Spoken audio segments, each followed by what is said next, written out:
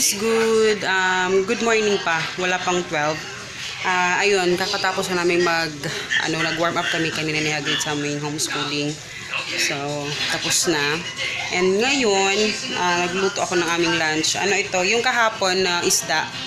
So, yun yung ating lulutuin ngayon. So, ito siya.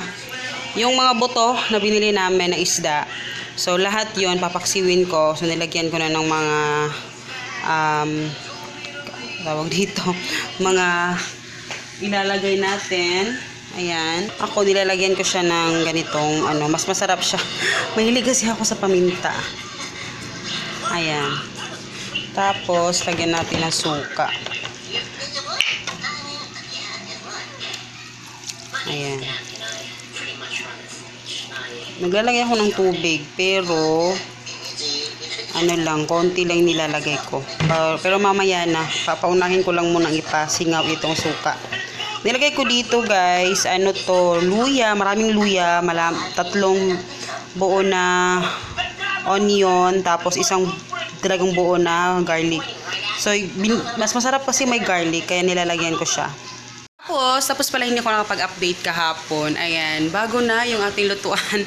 Kasi, pasensya na, medyo madumi dito na part. Pupunasan ko yan, kasi dyan nakalagay yung oven nung last time. So, yung oven namin, guys, na siya, nabenta na namin siya. So, mamaya, i-chichika ko sa inyo. Magluluto man ako kasi anong oras na. Ay, i-chichika ko sa inyo. Yan yung ating bagong lutuan. Tapos, guys, kunin natin ito. Yung isang pa.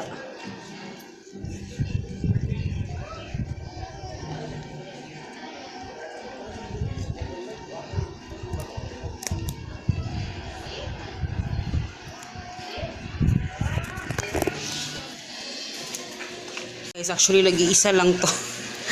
Slice natin. So guys, in-slice siya. Actually, isa na lang talaga siya. Ayan. So, ilalagay ko yan sa aking isda. Ilalagay ko lang para kasi baka masira na to. Ayan, takpan lang muna natin. Hello guys! Good morning! So, ayan, morning no. Kahapon hindi ko natapos yung vlog kasi hapon rin ako natapos maglumpia. But anyway, yung sabi ko sa chika ko sa inyo, bakit binenta namin yung oven. Actually, kaya ko talagang gusto ipabenta yon. Pero si Papa lang talaga yung ayaw. So, ngayon, ayun, na-stop ko kasi may nagkumuha ng pick up. And, ayun, nabenta namin siya. Actually, binenta ko siya, pero meron din nagbentang iba yung aking pinsan. So, siya yung nakabenta talaga. And, okay lang din namin sa akin kasi hindi ako kami na-hassle para sa kasi sila naging naghanap ng masasakyan para kunin dito yung oven. So, yun. So, yung oven namin actually, matagal na talaga yun. 5 years old na siya. And, actually, ngayon, dati naman nagbe-bake naman ako. Kasi ngayon, hindi na ako masyadong nagbe-bake. Kasi nga, gawa ng, busy kami sa business namin, diba? Tapos so go kay Hagrid. Pero, gusto ko talagang mag-bake. Gusto ko siyang, but hindi muna sa ngayon. And, bibili kami ng oven para paglipat namin sa kabilang bahay, meron kaming bagong oven. At saka gusto ko yung malaking burner. Kasi maliit talaga yung oven namin. Pag nagluluto ako, dumidikit na yung nagbabanggaan yung mga kasi malaki yung aking kawali, diba? At saka yung kaldero, malaki sila. And may sira na yon yung isang knob. Actually, ang daming nasira nun, pinaayos namin. Tapos, yung isa naman, talagang lumuwa yung niya. So, nasira pa din siya. Pero, pwede pa naman yung ma-repair. Pero hindi namin pinirepair kasi nung pinirepair namin, medyo mahal yung nabayad namin dun. And now, syempre, mura lang namin na-ibenta yun kasi matagal na yun eh. Dati parang mura lang yung oven. Ngayon, ang mahal ng oven, guys. So, ginawa namin, bumili muna kami ng burner na ganun. Hanabishi na brand yan. So, ayan siya. Malaki siya in fairness. 999 lang namin siya nabili. Okay siya kasi hindi nagbabanggaan pag nagluluto ako kasi yun naman yung problema ko pag nagluluto nagbabanggaan, lalo na yung aking bagoong at nagluluto ako malaki yung aking kawali, talagang nagbabanggaan talaga sila. So yan, okay siya kasi malaki siya. And sabi ko, syempre yung kita nun, hindi naman may bibili ng bagong oven yun, at saka ayaw naman namin utangin yung oven. So, sabi ko, wag na lang munang bumili ng oven. Yan lang muna. So, yun. Yun yung kasi wala din namang sense kasi yung oven ko, yung kasi ilalim. Kasi burner lang talaga yung ginagamit ko lagi. Minsan lang ako makapag-bake, sobrang dami kong ginagawa nga. Gustuhin ko man talaga, pero talagang hindi na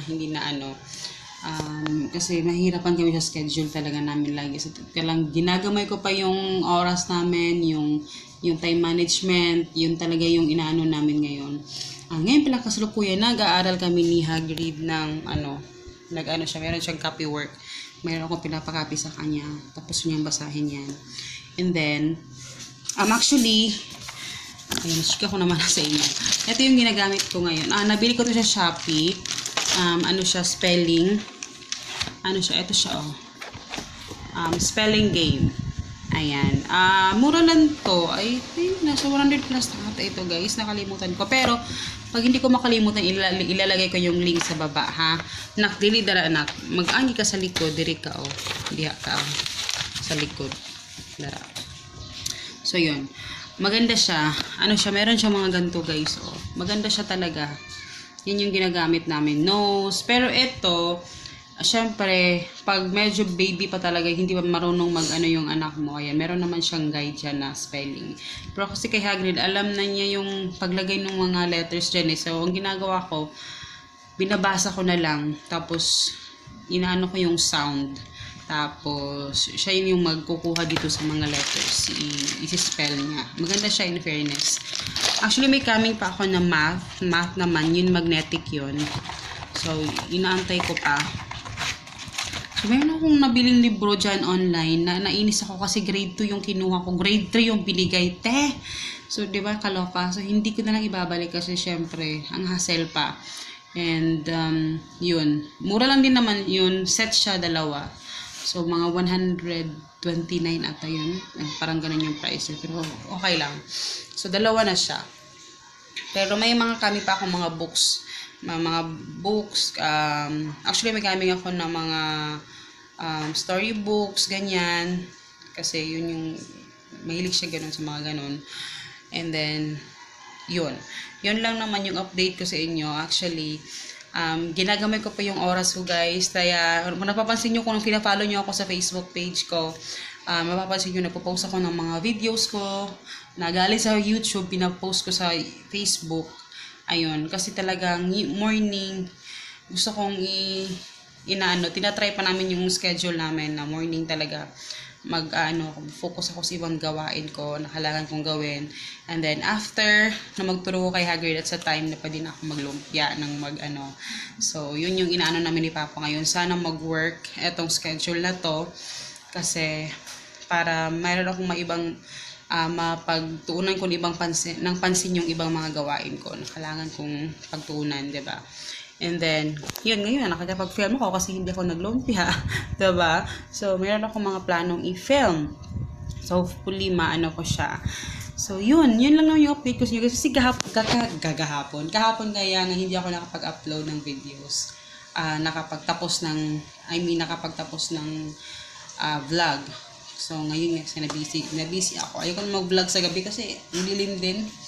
So, yun lang, guys. I hope you guys enjoy. Pagkatapos mag-copy work ni Hagrid, mag-spelling na kami and then meron kaming gagawin. So, hopefully, matapos namin ito ngayon. Yeah, guys. Ayan siya. Actually, may bag ito. Pero pinalagay ko na lang siya dyan. Ito yung mga natapos namin kahapon. Ito naman yung susunod. So, kasi hinati-hati ko siya. Kasi medyo marami So, yan yung itsura niya. Ilalagay ko. Maganda talaga siya. May mga ganito kasi na hindi nag-work sa amin. Ito, sobrang maganda siya. Gusto ko siya. Kasi talagang napakaganda. Ayan. Spelling game, cognitive alphabet spelling, and exercise thinking. So, yan. In fairness, meron mag-isa ganito, guys, na meron siyang lagayan. Ilalagay mo yung picture dyan. Tapos, ilalagay nagawa niya. Ito, piniprint ko lang to online, guys, yung mga ganito. Kasi, hindi ako masyadong stricto sa, talagang, ang focus ko is magbasa lang talaga. Basa. Yun naman yung importante, magbasa, yung pagsusulat, yung math, yung basic, Yun lang naman talaga yung pinaka-importante. Tapos yung iba add-ons na lang yun. Yun. Pagkatapos nito, activity naman yung gagawin namin. Yun yung pinakalas. Pinapahuli ko yun para may excitement naman sa huli. Yung gagawa kami ng boat na basta yun. So, yun. So, yun lang guys. Magpapaalam na ako dito sa inyo. I hope you guys enjoy. And please don't forget to subscribe and like this video. And see you again next time. Bye!